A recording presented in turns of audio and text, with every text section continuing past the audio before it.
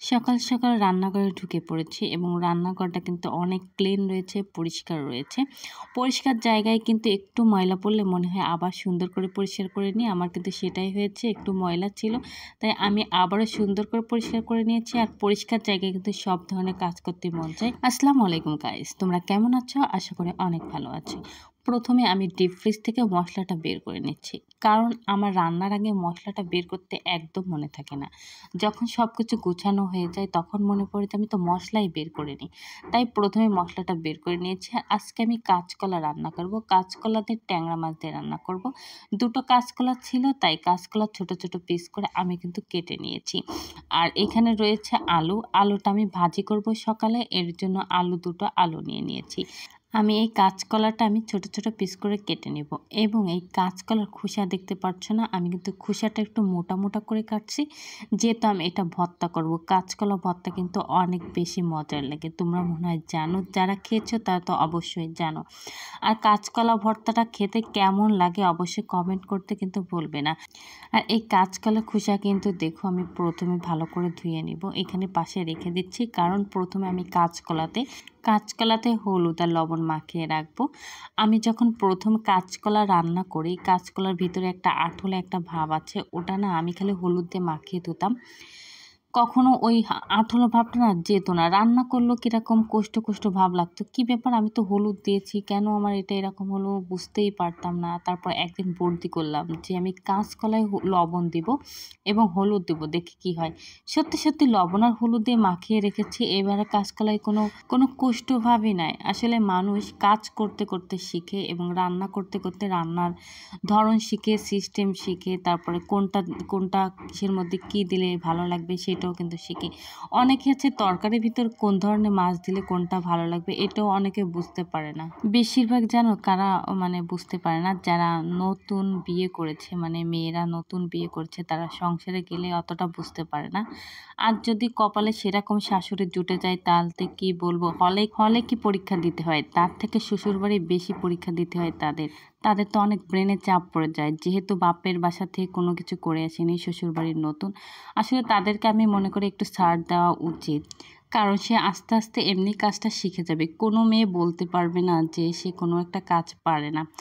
যে চাকরি করে সেও কিন্তু দেখো সকালে রান্না বান্না করে তারপর তার চাকরিতে যেতে হচ্ছে, বা তার সংসার ঠিক রেখেই তার সব কিছু করতে হচ্ছে, তাই না? এমন কোনো কাজ নেই কোনো মেয়ে পারে না। অনেক গল্প বলে ফেললাম। দেখো আমি ট্যাংরা মাছটা ভালো করে ধুয়ে নিয়েছি আবারও। আর এই পাশে দেখো কাঁচকলা আমি সিদ্ধ করতে দিয়েছি। কাঁচকলা কিন্তু এখনও ভালোভাবে সিদ্ধ হয়নি, তাই আমি এখানে ঘরের কাজটা করতে যাচ্ছি, যেহেতু এখনও সিদ্ধ হয়নি, ওইদিকে সিদ্ধ হতে লাগুক। আর আমি এখানে সুপারে এই বালিশের কভারগুলো ভরে ফেলি, না হলে আমার ছেলে মেয়ে আবার ছিঁড়ে ফেলবে। যেহেতু এই বালিশের কভারটা হলো ব্যাগের কভার, এর জন্য আমি সাথে সাথে বালিশের কভারগুলো পরাই নিই, না হলে আবার নষ্ট করে ফেলবে। নষ্ট করে ফেললে আবার ঝামেলা, আমার ডবল খাটনি হয়ে যাবে। সুন্দর করে আমি বালিশের কভারগুলো ভরে নিয়েছি। তারপরে ভাবলাম আমি ঘরটা যেহেতু কুড়ায় ফেলবো, তাহলে আমি এগুলো সব ঝেড়ে ঝুড়ে ফেলে দিই। আবার অন্যদিকে আমার কাঁচকলা সিদ্ধ করতে দিয়েছি, এটা আমার মনেই ছিল না। এইদিকে তারপর কাঁচকলা উঠানোর পর আমি এইদিকে কিন্তু ভাত তুলে দিইনি, এখনও সকালের ভাতটা তুলে দেওয়া হয়নি। তারপর আমি এখানে দেখো রাইস কুকারটা নেওয়ার পর আমি চাল নিচ্ছি, 1 কোটো 2 কোটো চাল নেব। নেওয়ার পর আমি চালটা ভালো করে ধুয়ে নিচ্ছি। দেখো এই চালের ভিতরে না প্রচুর পরিমাণে ধান থাকে। আমরা ছোটোবেলায় আমার আব্বু বলতো কি, ধানগুলো ফেলতে বারণ দিত, ধানগুলো ভাতের সঙ্গে রান্না করতে বলতো। রান্না করার পর তারপরে কি করতো জানো, ভাতে যখন চালগুলো আসতো না তখন আমার আব্বু করতো কি, ওই ধানটা দাঁতের উপর চাপ দিয়ে ভাতটা খেয়ে ওই চিটাটা ফেলে দিত। আমরাও না সেরকমই করতাম, আমার পাতে যদি কোনো ধান পড়ে তা আমি ওইভাবেই খেয়ে ফেলে দিই। আমার কোনো ঝামেলা মনে হয় না, কিন্তু আলিশার আব্বু এটা অনেক ঝামেলা মনে হয়।